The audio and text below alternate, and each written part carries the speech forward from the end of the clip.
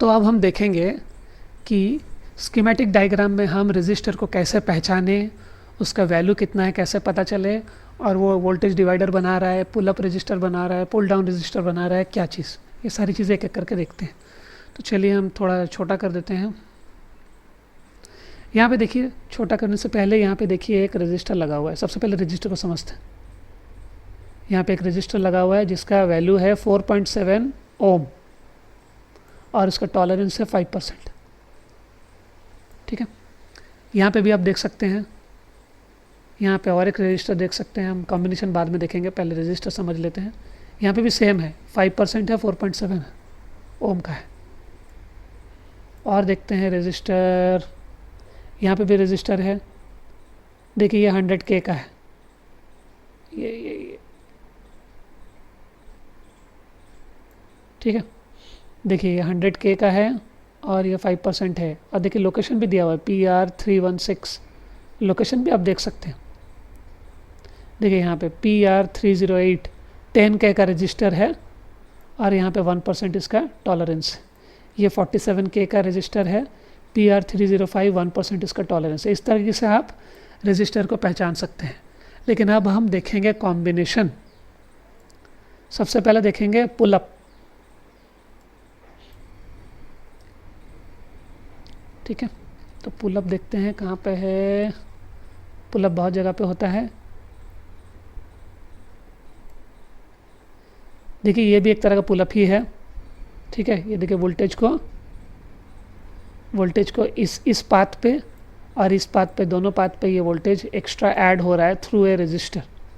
एक रजिस्टर के थ्रू ये ऐड हो रहा है। रजिस्टर का नाम है PR210, 100K का रजिस्टर है, इसका 1% टॉलरेंस है और ये पुल अप किया जा रहा है, इस पाथ को दिया जा रहा है। क्यों दिया जा रहा है बाद में हम पूरी तरह से समझेंगे। ठीक है, यहाँ पे भी ये पुल अप दिया जा रहा है, इसको निकालने के लिए ये पुल अप दिया जा रहा है। ठीक है, इसका कोई अपना वैल्यू होता नहीं है तो इसको पुल अप दिया जाता है। ठीक है, पुल अप में एक्चुअली वही होता है, कंडीशन को सेटिस्फाई करने के लिए होता है।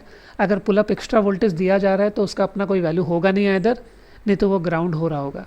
एक कंडीशन पे 3 वोल्ट आ रहा होगा पुल अप के थ्रू, दूसरा कंडीशन पे वो ग्राउंड हो रहा होगा। तो ये चीज़ हम बाद में समझेंगे अच्छे से, कॉम्बिनेशन जब समझेंगे। अब डिवाइडर देखते हैं। देखिए यहाँ पे डिवाइडर है,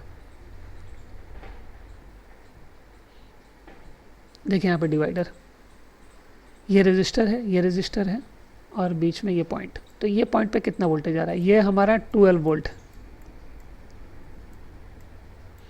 ये हमारा 12 वोल्ट है। तो चलिए देखते हैं, आप लोग भी कैलकुलेट करिए।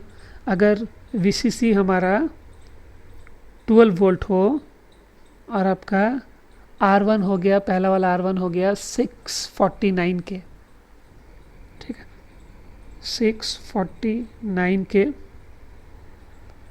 वो किलो ओम है उतना। और नीचे वाला कितना है हमारा 232 के, 232 के अगर हो तो आउटपुट हमारा कितना निकलेगा, लगभग 3.160 वोल्ट हमको यहाँ पे मिलेगा। यहाँ पे आपको 3.160 वोल्ट मिलेगा। आप कैलकुलेशन खुद भी करके देख लीजिए। इस तरीके से पुल अप बहुत जगह पे होती है। ठीक है, पुल अप में बोलो, सॉरी, वोल्टेज डिवाइडर। देखिए यहाँ पे वोल्टेज डिवाइडर है, आप खुद बैठ के ये सब कैलकुलेट कीजिए। देखिए ये देखिए ये ग्राउंड है, ये ग्राउंड हो रहा है। हमेशा ऐसा नहीं कि सीधा ही होगा, ये ऐसे हो सकता है, ऐसे हो सकता है, ऐसे हो सकता है, कैसे भी वो अरेंज हो सकता है। आपको सिर्फ सीरीज़ में ग्राउंड के साथ कनेक्शन देखना है। ठीक है, तो ये भी एक पुल अप है जिसका R1 हो गया 154 के, R2 हो गया 100 के, और ये अगर 3 वोल्ट आ रहा है फॉर एग्जांपल, तो यहाँ पे कितना वोल्ट आएगा आप खुद कैलकुलेट कीजिए। इस तरीके से स्कीमेटिक डायग्राम लेके ढूंढिए और निकाल के कीजिए। देखिए यहाँ पे भी है, देख रहे। पुल डाउन मतलब क्या होता है, इसको आप एज ए पुल डाउन भी काउंट कर सकते हैं। देखिए इंडिविजुअल अगर लेंगे, वोल्टेज डिवाइडर नहीं लेंगे, तो ये पुल डाउन कर रहा है,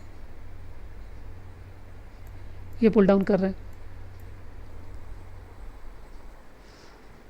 इस तरीके से आपको प्रैक्टिस करना है, आपको बहुत प्रैक्टिस करना है। अगर समझ में नहीं आया हो तो आप पूछ सकते हैं फिर से। देखिए ये पुलअप है, ठीक है, ये पुलअप किया गया है, इसको पुलअप किया गया है, ठीक है, इसमें पुलअप किया गया।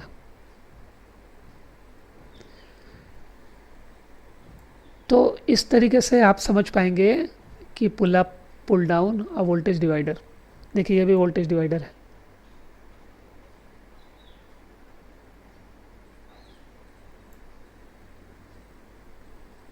ठीक है।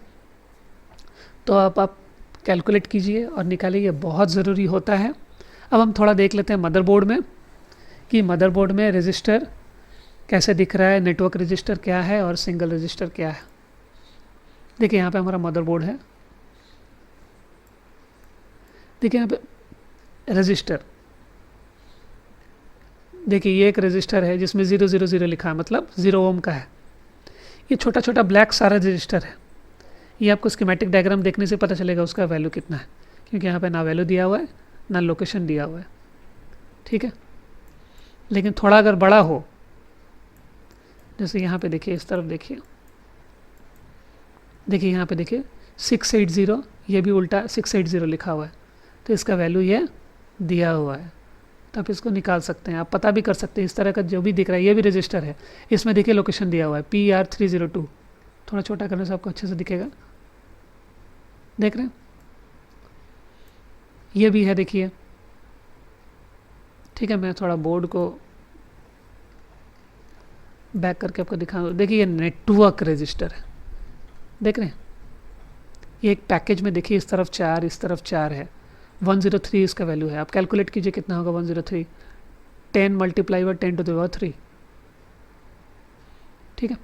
ये 0 ओम का रजिस्टर है, ये भी नेटवर्क, ये सब नेटवर्क का रजिस्टर है।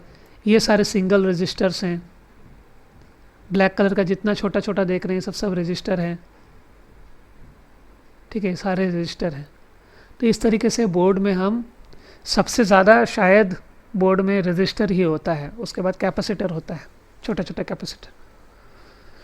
तो हम ढूंढेंगे कैसे रजिस्टर मिलता है और फिर उसको देखेंगे वैल्यू कितना है। वैल्यू देखने के बाद फिर हम चेक करेंगे कि वो चेक करके ठीक निकल रहा है कि नहीं, उसका प्रैक्टिकल वीडियोस हम देखेंगे।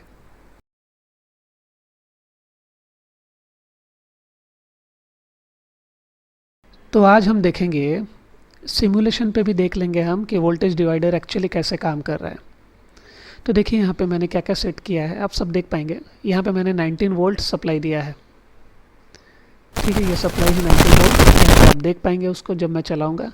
ये 10K का रजिस्टर है, 3 10K का रजिस्टर मैंने लगाया है, और यहाँ पे 19 वोल्ट सप्लाई दिया है, यहाँ पे 2 10K का रजिस्टर मैंने लगाया है। तो आप यहाँ पे देख सकते हैं कितना वोल्टेज आ रहा है और यहाँ पे देख सकते हैं कितना वोल्टेज आ रहा है। वैसे ही यहाँ पे और यहाँ पे देख सकते हैं। मैं चलाता हूँ सिमुलेशन, तो आप देखिए गलत है।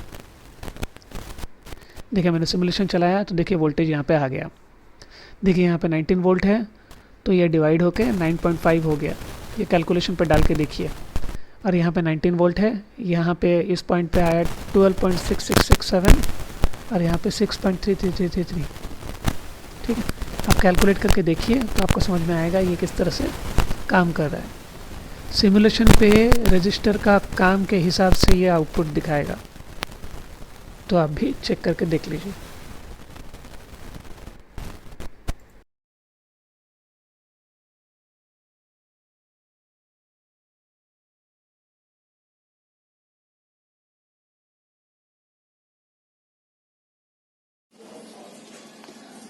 अब हम देखेंगे रजिस्टर को कैसे चेक करेंगे, ठीक है। आप यहाँ पे देख सकते हैं, यहाँ पे 2 रजिस्टर लगा हुआ है जिसका वैल्यू है, आपको दिख रहा है वैल्यू, जरा हाँ फोकस कीजिए जी।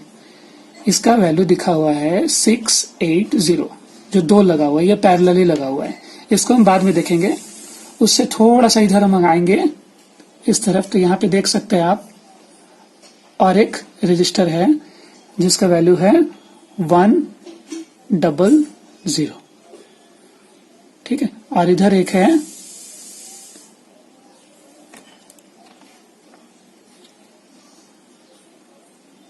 यहाँ पे देखिए लिखा हुआ है 4R7 मतलब 4.7। ये थियोरी में बताया गया था 4.7 ओम होगा। सबसे पहले ये देखते हैं। तो मल्टीमीटर को हम सेट करेंगे 4.7 मतलब इसको 200 में रखेंगे। 200 में मैंने इसको रख दिया ओम का। अब देखेंगे 4.7 में लगा के कितना वैल्यू आ रहा है। देखिए यहाँ पे 4.7 का एक तरफ लगाया मैंने और एक तरफ प्रोब लगाया। यहाँ पे जरा देख सकते हैं आप मल्टीमीटर में 4.6 आ रहा है, थोड़ा बहुत कम ज्यादा चलता है। ठीक है, तो ये हो गया हमारा 4R7। अब यहाँ पे 100 लिखा हुआ है, यहाँ पे 100 लिखा हुआ है।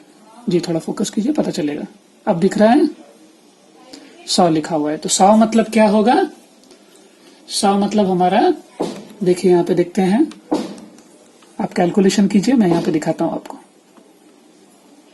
ठीक है, 100 मतलब यहाँ पे देखिए 9.8 दिखा रहा है, मतलब 10 ओम होना चाहिए, थोड़ा सा कम ज्यादा दिखा रहा है। ठीक है, इतना समझ में आया। अब हम देखेंगे ये जो पैरेलली लगा हुआ है रजिस्टर, जिसका वैल्यू 680 है, मतलब 68 ओम होना चाहिए। पैरेलली में वैल्यू घट जाता है, तो मतलब इसका आधा होना चाहिए। देखिए मैं पैरेलली में एक को लगाता हूं, देखिए यहाँ पे कितना दिखा रहा है, उसका लगभग आधा वैल्यू दिखा रहा है। तो इससे हमको समझ में आ रहा है कि पैरेलल हो या सीरीज हो, इसमें भी कंपोनेंट्स लगा रहने से हमको पता होना चाहिए ये कैसे लगा हुआ है, नहीं तो ये खराब लगता। क्योंकि ये दोनों पैरेलली लगा हुआ है, इसलिए वो आधा इसका वैल्यू आ रहा है। 680 का आधा आपका 33 पॉइंट समथिंग आया। ठीक है, यही है रजिस्टर का चेकिंग का मेथड।